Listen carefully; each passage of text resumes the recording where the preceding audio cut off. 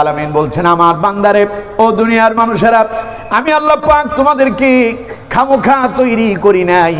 আল্লাহ যে আমাদেরকে সৃষ্টি করেছেন এর পেছনে একটা উদ্দেশ্য আছে না নাই? সবাই বলতে হবে, আছে না না? আল্লাহ আমাদেরকে সৃষ্টি করার পেছনে মূল উদ্দেশ্য যেটা, তাও আল্লাহ কোরআনুল কারীমে তুলে ধরেছেন। আল্লাহ রাব্বুল আলামিন বলছেন, আমার বান্দারে, আমি তোমাদেরকে কেন সৃষ্টি করছি কোরআন থেকে শোনো। ওয়ামা খালাকাতুল জিন্না ওয়াল ইনসা ইল্লা লিয়াবুদুন।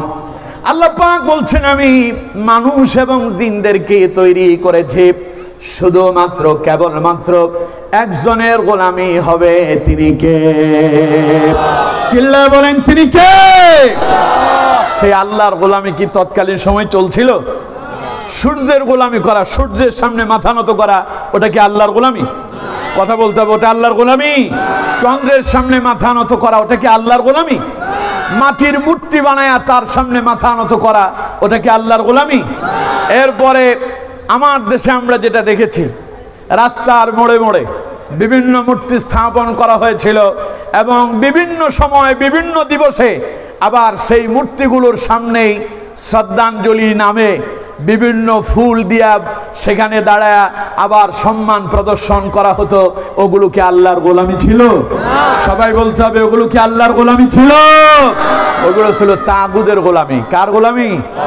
আর সেই তাগুদের গোলামিটাকে প্রতিষ্ঠা করার জন্য বিগত 16 বছর যারা এই রাষ্ট্রীয় ক্ষমতায় ছিল, তারা তাদের সর্বোচ্চ দিয়া প্রশাসন প্রয়োগ করে, বল প্রয়োগ করে, ক্ষমতা প্রয়োগ করে এই বাংলার জমিনের 90% মুসলমানের উপরে ইসলামকে বাদ দিয়া তাদের সংস্কৃতি, তাদের মনের বাসনা, তাদের খায়েশকে পরিবর্তন করার জন্য, পরিপূর্ণভাবে আদর্শ তাদেরকে বাস্তবায়ন করার জন্য উঠে পড়ে লেগেছিল, ঠিক কিনা?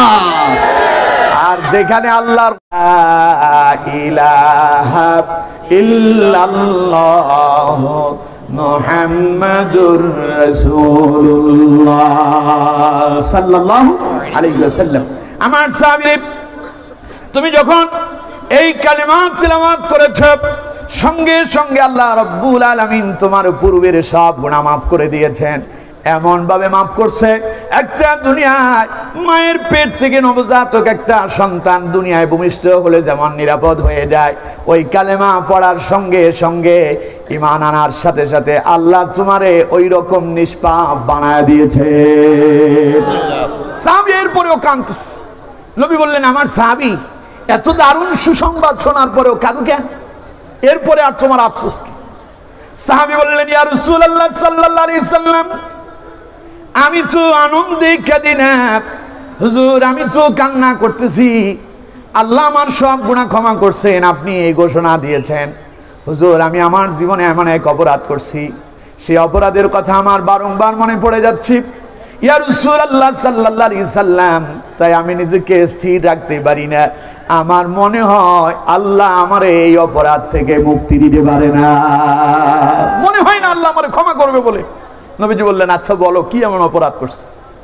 সাহাবী বললেন, ইয়া রাসূলুল্লাহ সাল্লাল্লাহু আলাইহি সাল্লাম, আমার একে একে 8টা কন্যা সন্তান হয়েছিল। আমি আমার প্রত্যেকটা কন্যা সন্তানকে দুনিয়া আগমন করার সঙ্গে সঙ্গেই ওই মাটিতে, জীবন্ত মাটিতে তারে আমি কবর দিয়ে ফেলেছি। 8টা মেয়েরে আমি কবর দিছি। হুজুর, আমার কোনো আফসোস নাই, ওদের জন্য দুঃখ হয় না। নবী বলেন, তাইলে কাঁদো কেন? সাহাবী বললেন, ইয়া রাসূলুল্লাহ সাল্লাল্লাহু আলাইহি সাল্লাম, এরপরেও আমার আরো একটা মেয়ে কন্যা সন্তান জন্মগ্রহণ করলো। দেখতে অত্যন্ত সুন্দরী, রূপসী। এই সুন্দর কন্যা সন্তানটা দেখে আমার স্ত্রী আমার কাছে এলো, অনুনয় বিনয় করে বলল, স্বামী আমার, বিগত জীবনের 8টা মেয়েরে আপনি হত্যা করছেন। এই যে একটা সুন্দর মেয়ে আল্লাহ আমাদেরকে দিয়েছে, কত সুন্দর চেহারা। স্বামী আমার, আপনার কাছে আমার বিনীত আবেদন, দয়া করে মেয়েটারে আপনি হত্যা করবেন না। আমার স্বামী, এই মেয়েটারে আমি লালন পালন করতে চাই। সাহাবী বললেন, ইয়া রাসূলুল্লাহ, আমি আমার স্ত্রীর ডাকে সাড়া দিয়ে দিলাম। স্ত্রীকে বললাম, আমার স্ত্রী, ঠিক আছে, তুমি যা বলো তাই হবে। আমার স্ত্রী আমার ওই মেয়েটারে লালন পালন করতেছে। মেয়েটা ক্রমান্বয়ে বেড়ে উঠতে লাগলো। হতে হতে মেয়েটা যুবতী হয়ে গেল, বিবাহের উপযুক্ত হয়ে গেল। এবার মেয়ে যখন বড় হয়ে গেল, বিভিন্ন জায়গা থেকে আমার মেয়ের জন্য বিবাহের প্রস্তাব আসতে লাগলো। সাহাবী বললেন, ইয়া রাসূলুল্লাহ, মেয়েটার যখন বিবাহের প্রস্তাব আসতেছে তখন আমার মনের ভিতরে শয়তান এসে বাসা বেঁধেছে। সাহাবী বললেন, হুজুর আমি চিন্তা করতেছি, আমার মেয়ের যে বিবাহের প্রস্তাব আসতেছে, মেয়েকে আমার বিবাহ দিতে হবে। আর এই মেয়েকে যদি আমি বিবাহ দেই, আমার এই মেয়ে পরের বাড়িতে যাবে, স্বামীর বাড়িতে গিয়া চাকরানির মতো চাকরানির ভূমিকা উত্তীর্ণ হবে। আমি বাবা মার কি আর সম্মান থাকে নাকি? সমাজে আমার অনেক দাম আছে, আমার কদর আছে, আমার অনেক প্রভাব আছে। আমি মনে মনে চিন্তা করতে লাগলাম, মেয়ের যদি বিবাহ দেয় তাইলে আমার আর সম্মান আর ইজ্জত কিছুই থাকবে না। মেয়ে যেহেতু বড় হয়েছে, বিবাহ না দিয়েও পারবো না। সাহাবী বললেন, তখন আমি মনে মনে চিন্তা করতেছি এই মেয়েটারে কিভাবে হত্যা করা যায়। বলেন নাউযুবিল্লাহ। একটা যুবতী মেয়ে, বিবাহের উপযুক্ত মেয়ে। সাহাবী বলতেছে, আমি তখন মনে মনে চিন্তা করতেছি মেয়েরে কেমনে হত্যা করব, মেরেই ফেলবো। এই মেয়ে আমার সম্মান নষ্ট করবে, তারে আমি বেঁচে থাকতে দেব না। আমার বন্ধুগণ, সাহাবী বললেন, ইয়া রাসূলুল্লাহ সাল্লাল্লাহু আলাইহি সাল্লাম, আমি মনে মনে একটা ফোন দিয়ে আটলাম, মনে মনে একটা নিয়ত করেছি, এই মেয়েটাকে আমি এইভাবে তাকে আমি মৃত্যুর দিকে ঠেলে দিতে পারবো না। একটা কৌশল করলাম, আমি আমার স্ত্রীকে গিয়ে বললাম, আমার স্ত্রী, মেয়েটার সুন্দর করে সাজায়া দাও, গোছায়া দাও, রেডি করে দাও, নতুন পোশাক পরিধান করায়া দাও। আমি আমার এই মেয়েটার নিয়ে আমার এক বন্ধুর বাড়িতে, আত্মীয়র বাড়িতে দাওয়াত খেতে যাব। মা বললেন, এই কথা শোনার পরে মেয়ের মা বলল, আমার স্বামী সত্যি বলছেন তো, আপনি দাওয়াতেই যাবেন তো?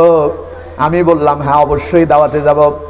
আমার স্ত্রী এই কথা শুনে আমার মেয়েটাকে সুন্দর করে গোসল করায়া দিল, নতুন পোশাক পরিধান করায়া দিল, মেয়েটার কানেতে, মেয়েটার গলার ভেতরে অলংকার আদি পরায়া দিয়া সুন্দর করে সাজায় গুছায় রেডি করে দিল। দেওয়ার সময়, আমার হাতে দেওয়ার সময় আমার স্ত্রী আমাকে বলল, স্বামী, মেয়ে তোমার হাতে আমানত দিলাম, যেইভাবে দিলাম আমার আমানত আবার আমারে ফিরাইয়া দেবা। এই বলে আমার স্ত্রী মেয়েটারে আমার হাতে তুলে দিল। সাহাবী বললেন, ইয়া রাসূলুল্লাহ সাল্লাল্লাহু আলাইহি সাল্লাম, আমি আমার মেয়েটারে নিয়ে রওনা হয়ে গেলাম, মেয়েটারে আমি হত্যা করব। সাহাবী বলছেন, ইয়া রাসূলুল্লাহ সাল্লাল্লাহু আলাইহি সাল্লাম, মেয়েটারে নিয়ে আমি চলে গেলাম নির্জন এক এরিয়ায়, যেখানে কোনো মানুষজন নাই, জনশূন্য এলাকায়, মানব শূন্য এলাকা, সাথে একটা সমুদ্র, সমুদ্রের পাড়ে নিয়ে মেয়ে